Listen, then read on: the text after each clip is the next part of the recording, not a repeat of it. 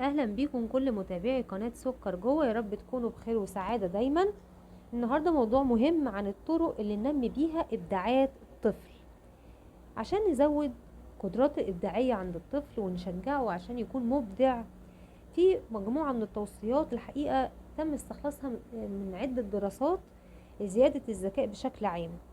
قالوا ان الطفل عشان نزود قدراته الإبداعية لازم نساعده على ان هو ينظر بتأمل، يستمع، يلمس، يجرب، يحاول، يستكشف بنفسه. ده يزود من قدراته الإبداعية.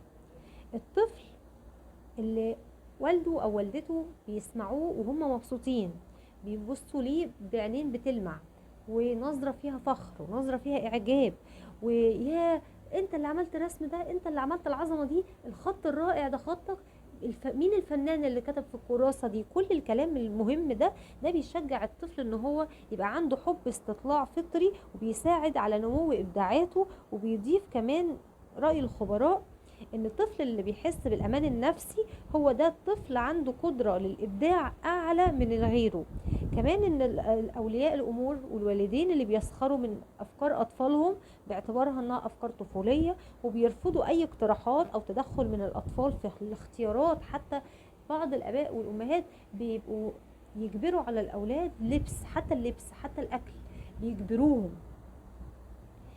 كمان فرصة التخطيط، لما نخلي الطفل عنده رأي وناخد برأيه لو ده ينفع، ونقول له إيه، احنا خارجين تحب نروح فين، كذا ولا كذا، المكان ده ولا المكان ده.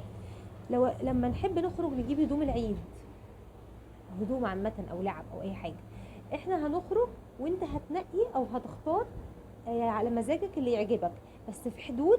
هنقول ان مثلا معدل الثمن هيبقى من رينج كذا لكذا، احنا هنشتري في حدود 10 جنيه مثلا، او احنا هنشتري في مثلا هدوم تكون لونها في حدود اللون كذا، او في ويبقى الموديل مثلا ما يبقى احنا مش عيلتنا او اسرتنا قانونها مش بنلبس هدوم مقطعه، حتى لو دي موضه، دي موضه عند ناس تانية، لكن احنا ناس ملتزمين. ايا كان انت بتشرح له وتوضح له ويختار على عناصر الاختيار، ايه اسس الاختيار اللي يختار على اساسها.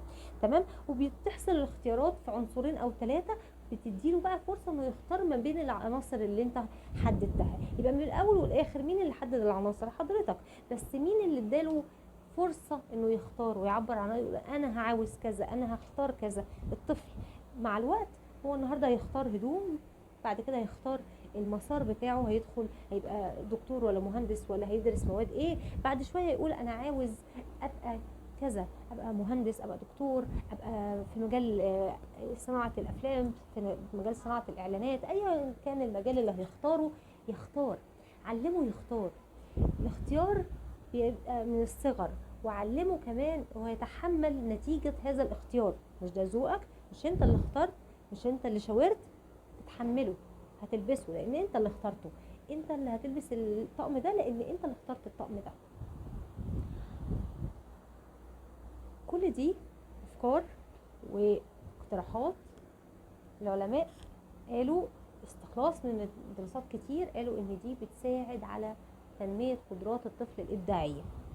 لايك، شير، سبسكرايب لو أول مرة تشوف القناة، ساعدنا المحتوى يوصل لأكبر عدد من الناس، يمكن المعلومة توصل لحد يغير من حياته. دمتم في رعاية الله.